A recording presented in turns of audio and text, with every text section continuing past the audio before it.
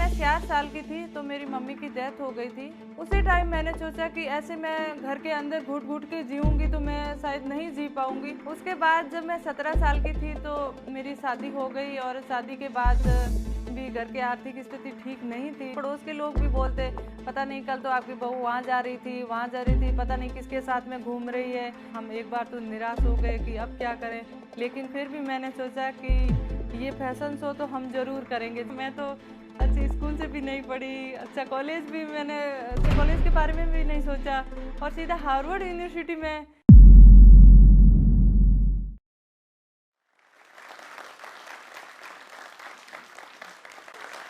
नमस्कार, मैं रूमा देवी राजस्थान बाड़मेर से और आज आई हूँ जोश टॉक के मंच पे अपनी कहानी बताने। तो मैं बाड़मेर ज़िले से 30 किलोमीटर दूर रावसर गांव में मेरा जन्म हुआ।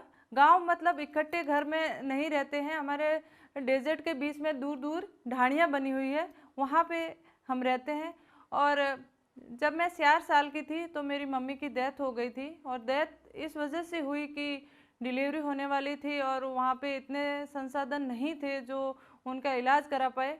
और मेरा छोटा भाई हुआ, उस टाइम मम्मी और भाई दोनों की डेथ हो गई। और उसके बाद में मैं स्कूल जाती, लेकिन स्कूल हमारा बहुत दूर हुआ करता था, 3-4 किलोमीटर हम पैदल जाते वापस आते। तो घर आते तब मुझे लगता कि मुझे ये पूछने वाला कोई नहीं है कि बेटा आपने खाना खाया है या नहीं खाया है। तो काफ़ी दिक्कतें होती, माँ की बहुत याद आती थी। जब 8वीं में मैं आई तो मेरी स्कूल छूट गई और उसके बाद में घर की जिम्मेदारियाँ, घर में काम करना, पशुपालन का काम करना, पानी लाना, क्योंकि पानी की वहाँ पे बहुत दिक्कत थी। पानी मेरे पास में बैलगाड़ी हुआ करती थी तो मैं हमारे घर के लिए पानी लाती और अड़ोस पड़ोस में भी उनके लिए भी लेके आती। वहाँ से मुझे थोड़े बहुत पैसे मिलते, उससे खुशी होती। और जब मुझे टाइम मिलता तो मैं दादी के साथ में बैठ के कसीदाकारी का काम सीखती थी, क्योंकि दादी हमेशा भेड़ की जो ऊन होती उसकी कताई करके वो पहनने के लिए धाबले बनाती, ओढ़ने के लिए लुंकार बनाती। और मेरी बुआ के लिए भी वो एक बहुत अच्छे से लुंकार बनाया उन्होंने और मुझे भी बोलती बेटा तेरे लिए भी मैं ये बनाऊंगी। तो मुझे बहुत अच्छा लगता था और मैं उनके साथ में बैठ के कढ़ाई का काम सीखी थी। उसके बाद जब मैं 17 साल की थी तो मेरी शादी हो गई और शादी के बाद भी घर की आर्थिक स्थिति ठीक नहीं थी। और जब शादी से 2 साल बाद में मेरे पहला बच्चा होने वाला था तो मुझे लगा कि अब तो मेरी ज़िंदगी में खुशियाँ आएगी, लेकिन वो भी भगवान को मंजूर नहीं था। जो 48 घंटे ही रह पाया और उसको सांस में प्रॉब्लम थी, उनको अच्छे हॉस्पिटल में दिखाने की ज़रूरत थी, लेकिन इतने पैसे मेरे पास में नहीं थे तो मैं नहीं कर पाई। तो उस टाइम मुझे लगा कि अब ज़िंदगी में तो कुछ बचा ही नहीं है, पहले माँ को खो देना फिर बच्चे को खो देना। मैंने कहा अब ज़िंदगी में जी के क्या करना है, ऐसे गंदे गंदे विचार आ रहे थे। उसी टाइम मैंने सोचा कि ऐसे मैं घर के अंदर घुट घुट के जीऊँगी तो मैं शायद नहीं जी पाऊँगी। कुछ ऐसा काम करूँ जिससे मैं बिज़ी हो जाऊँ और मेरा मन बहल जाए और थोड़े बहुत पैसे भी मैं कमा सकूं। तो मुझे याद आया क्यों ना जो बचपन में बैठी दादी के साथ में जो कसीदाकारी का काम सीखा था उसी से कुछ करूं। क्योंकि पहले तो मुझे ऐसा लग रहा था कि मेरे पास में तो कोई डिग्री भी नहीं है, मैं पढ़ी लिखी भी नहीं हूँ, मैं करूँ तो क्या करूँगी, या तो किसी के घर में जाके झाड़ू पोछा कर लो या कंस्ट्रक्शन के काम पे जाओ, इसके अलावा तो कुछ ऑप्शन ही नहीं था वहाँ पे। लेकिन फिर मैंने सोचा कम पैसे मिलेंगे लेकिन मैं घर में बैठ के ही ये जो कसीदाकारी का काम है ये करूँगी तो मेरा मन लग जाएगा और इससे मेरे पैसे आएंगे तो उसको मैं बचा के रखूँगी। तो इसी सोच के साथ में मैंने कसीदाकारी का काम शुरू किया। मैंने उसी कढ़ाई को देख के मैंने कहा अब मैं बनाऊँगी इसका बैग। जो बहनें अपने मायके जाती है अपने कपड़े भर के लेके जाती है वो बैग बनाना शुरू करूँगी। वो सुई और धागे से मैंने काम तो शुरू कर दिया था, लेकिन उसकी जो स्टिचिंग सिलाई होती थी वो मशीन से होगी तो वो मैं कैसे कर पाती, क्योंकि मेरे पास ना तो मशीन थी और ना ही मशीन खरीदने के लिए पैसे थे। तो मैंने हाथ से ही कुछ दिन काम किया और एक जब मैंने पहला बैग बनाया बहुत सुंदर बना और वो मेरा 70 रुपये में बिका था। वो 70 रुपये मेरे लिए बहुत ही मायने रखता था, क्योंकि मेरे पास में मेरे खुद के पैसे पहली बार आए थे और उन 70 रुपयों से मैंने और रॉ मटेरियल खरीदा, 4 बैग और बन जाएंगे मेरे। तो इसी हिसाब से मैंने वो काम शुरू किया, लेकिन दिक्कत यही थी कि मेरे पास में मशीन नहीं है। तब मैंने पड़ोस की बहनों से बात की कि मैं अकेली नहीं कर पा रही हूँ, आप अगर आप भी करना चाहते हैं कुछ काम तो अपन साथ में मिलके कुछ करते हैं। तो फिर हमने 10 महिलाओं का एक समूह बनाया, दीप देवल नाम से एक एसएचजी बनाया, उसमें 100 रुपये इकट्ठा करके एक सेकेंड हैंड मशीन खरीदी और वो मशीन हमारे पास में आई। हमें बहुत खुशी मिली कि अब हमारे पास में मशीन है। लेकिन दिक्कत यही थी कि अब हम 10 बहनें हो गई है, इतना काम कहाँ से आएगा। तो इधर उधर हमने काम की तलाश करनी शुरू की। जब हमने बैग बनाए और बैग को सेल करने के लिए हम घर से बाहर निकले तो लोगों ने काफ़ी ताने सुनाए, क्योंकि शुरुआत तो घर से ही होती है। घर के लोग भी बोलते कि पता नहीं ये क्या काम करेंगे, ये कर पाएंगे या नहीं कर पाएंगे, कल हमें ये सुनने को ही मिलेगा या और कुछ भी मिलेगा। तो इस सोच के साथ में पड़ोस के लोग भी बोलते पता नहीं कल तो आपकी बहू वहाँ जा रही थी, वहाँ जा रही थी, पता नहीं किसके साथ में घूम रही है। तो ये सारे ताने घर वालों को भी भड़काने के लिए भी बोले जाते थे। लेकिन मैं सुनती थी, कभी मैंने ये उसके प्रति मैंने ध्यान नहीं दिया कि ये आज ऐसे ताने दे रहे हैं, कल अब मैं ये काम छोड़ देती हूँ। लेकिन मुझे ये लगा कि जब मैं तकलीफ में थी तब तो मुझे पूछने कोई नहीं आया था। आज मैं काम कर रही हूँ तो ये सब सुनने को मिल रहा है, लेकिन मैं मेरे काम पे ही ध्यान दूंगी, मैं किसी की और की बात नहीं सुनूंगी। उस टाइम मैंने वो बात नहीं सुनी और मैंने मेरे काम पे ही ध्यान दिया।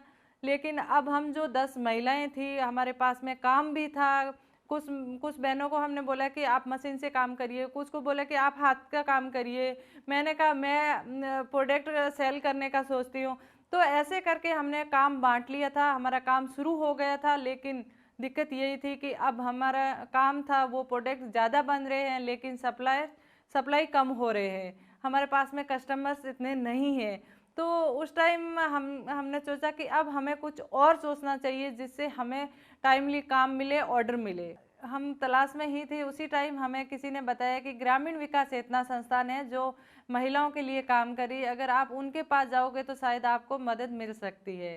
तो हम 2-3 महीने इकट्ठे होकर वहाँ गए और जब वहाँ गए तो संस्थापक है विक्रम सिंह जी, उनसे जाके मिले कि हमारा 10 बहनों का समूह है और हम काम करना चाहते हैं, आप अगर इसमें कोई हमारी मदद कर पाए तो उनको पहले तो ऐसे लगा कि महिलाएं खुद आके काम के बारे में पूछ रही है, उनको यकीन नहीं हुआ था कि वास्तव में आप काम करना चाहते हैं। तो हमने कहा नहीं, हमें बहुत ज़रूरत है काम की और हम काम के लिए ही आए हैं, हम करेंगे। तो फिर उन्होंने हमें सैम्पलिंग का काम दिया और जब हम सैंपल बना के लेके गए तो उनको बहुत पसंद आए और हमें बोला कि ठीक है, आपने सैंपल तो अच्छे बनाए हैं लेकिन आपको हम 3 दिन का काम दे रहे हैं, आप ये करके लेके आइए। तो हमें बहुत ज़्यादा खुशी हुई थी कि हमें 3 दिन का ऑर्डर मिला था और हम वापस आके लग गए थे काम में। और सुबह 10 बजे तक हम वापस गए तो विक्रम जी ने बोला, मैंने कहा आपसे काम नहीं होगा, 3 दिन का काम लेके गए, अभी वापस क्या देने आए हो। तो हमने कहा नहीं, हम पूरा बना के लेके आए हैं। तो ये कैसे पॉसिबल हो सकता है। मैंने कहा हमें इतनी खुशी थी कि हमने पूरी रात बैठ के काम किया और हम ये पूरा करके लेके आए हैं। तो उसके बाद में उन्होंने भी हमारी मदद की कि आप ऐसे करेंगे तो आपको ज़्यादा काम मिलेगा। लेकिन अब मेरे तो मन में यही आया कि हमारे पास में, अब पहले मैं अकेली थी, मेरे पास में थोड़े बहुत पैसे आए, फिर हम 1 से 10 हुए तो 10 के पास में काम आने लगा। लेकिन अब गांव में दूर दराज ढाणियों में बैठी बहनें पूरा दिन काम करती है लेकिन उसके पास में खुद के 2 रुपए भी नहीं होते। उसके लिए भी हमें कुछ करना चाहिए, उन बहनों को भी साथ में जोड़ना चाहिए। लेकिन उनके घर तक पहुंचने के लिए बहुत दिक्कत होती थी। 50 डिग्री प्लस टेम्परेचर में उनके घर तक पहुंचना, वो भी रेत के टिब्बों के बीच में, पाँव अंदर धंस जाते थे। या वहाँ से बस से जाते, फिर बस से उतर के उनके घर तक पहुंचना बहुत मुश्किल सफ़र था। लेकिन मैंने कहा नहीं, मैं उन बहनों को साथ में ज़रूर जोड़ूंगी, उनकी राय लूँगी कि वो काम करना चाहती है या नहीं चाहती है। तो उनके घर तक जैसे तैसे हम पहुंचते। लेकिन पहले तो उनके घर वाले बोलते पता नहीं आप क्या सिखा के जाओगे इनको, ये कल हमारा कहना मानेगी या नहीं मानेगी, ये काम नहीं करेगी।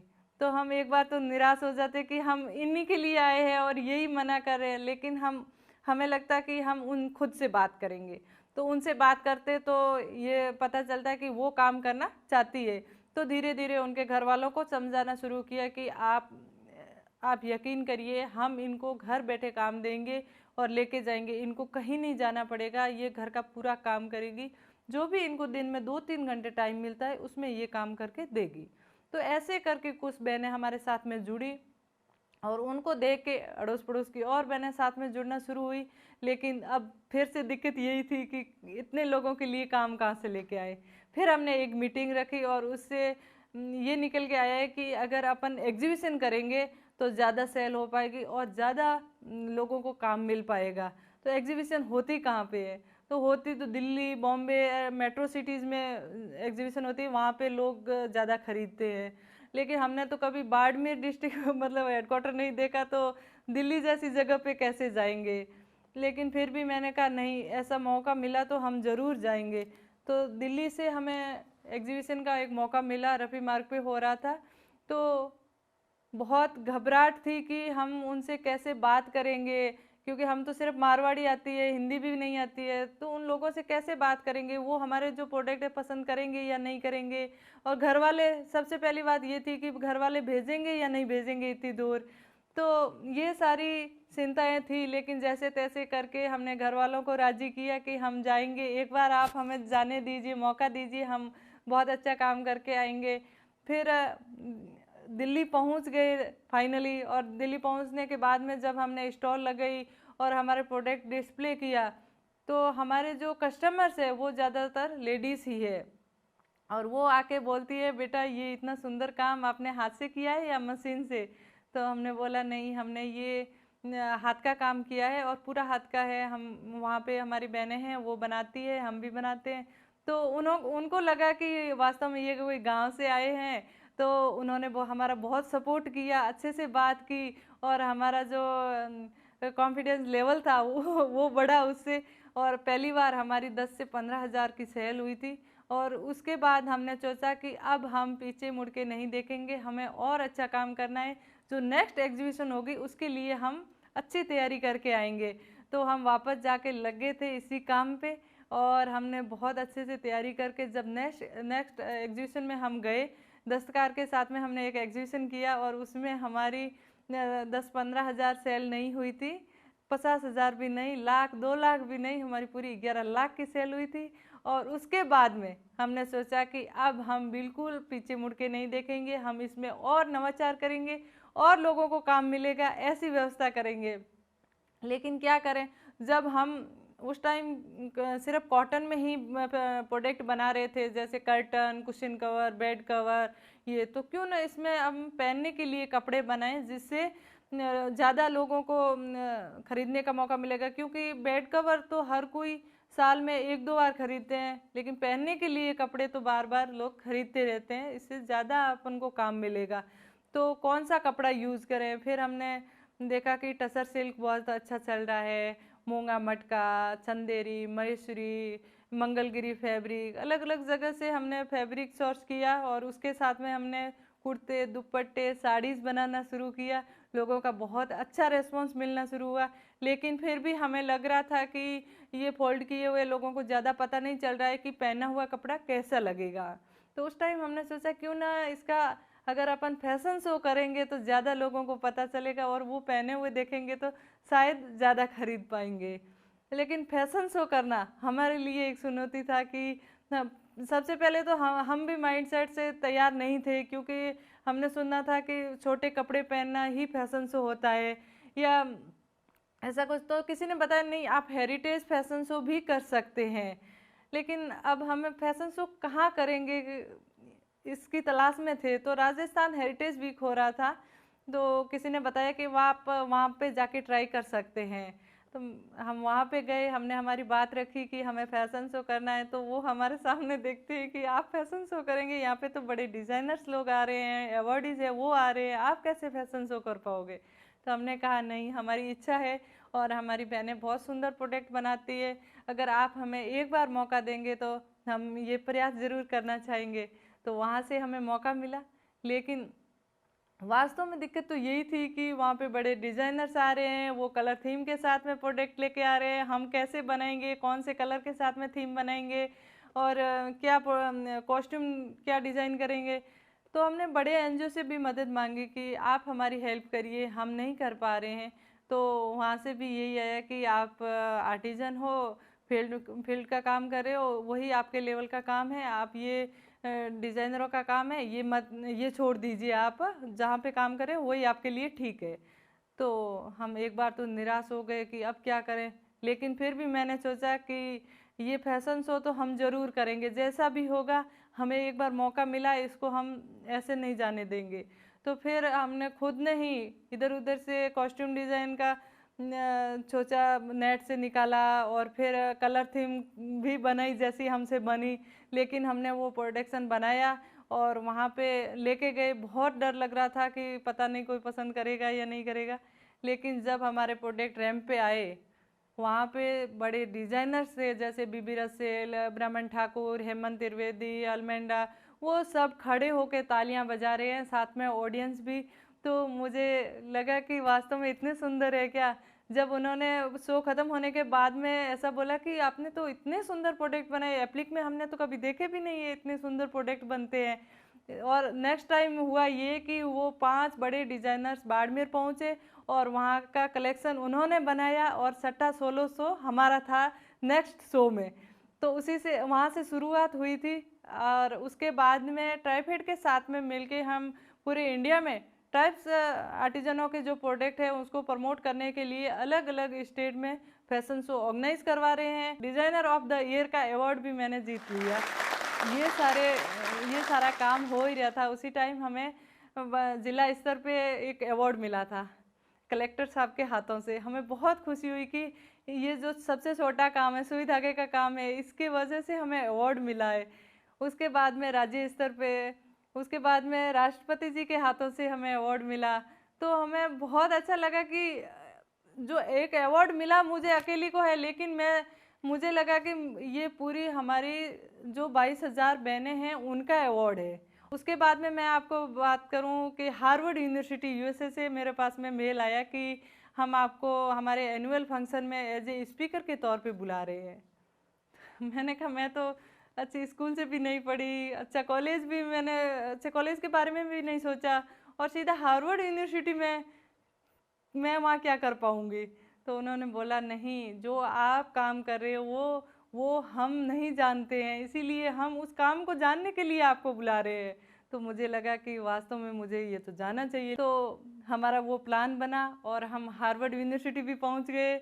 वहाँ पे हमने कला के बारे में बताया, बहुत इच्छुक थे लोग सुनने के लिए। फिर हमने डेमो भी दिया और उसके बाद में भारतीय दूतावास में एक मीटिंग रखी गई जिसमें और यूनिवर्सिटीज़ कॉलेज के प्रोफेसर लोगों को बुलाया। और वहाँ पे जब हमने बात रखी तो उन्होंने बोला कि हम यहाँ से इंडिया में इंटर्न्स भेजेंगे, वहाँ की कला पे रिसर्च करके आएंगे और उसके बाद में इंडिया की कला को हम हमारे सिलेबस में शामिल करेंगे। तो मुझे बहुत खुशी हुई कि ये हमारी कला को यूएसए में भी वो अपने सिलेबस में शामिल कर रहे हैं। मैंने शुरुआत की थी सुई धागे से अपना करियर बनाने के लिए, लेकिन मेरे साथ साथ में 22,000 बहनों का भी करियर बन चुका है। इसी माध्यम से मैं आपको बताना चाहती हूँ कि आप और हम सब में कोई न कोई कला ज़रूर होती है, लेकिन देर इतनी है कला को पहचानने की। तो बिना देर किए हुए आप अपनी कला को पहचानिए, अपने हुनर को पहचानिए और शुरुआत करिए अपने करियर बनाने की। इस वीडियो के बारे में अपनी राय नीचे कमेंट सेक्शन में हमें बताएं और अपने दोस्तों के साथ ये वीडियो शेयर करना ना भूलें।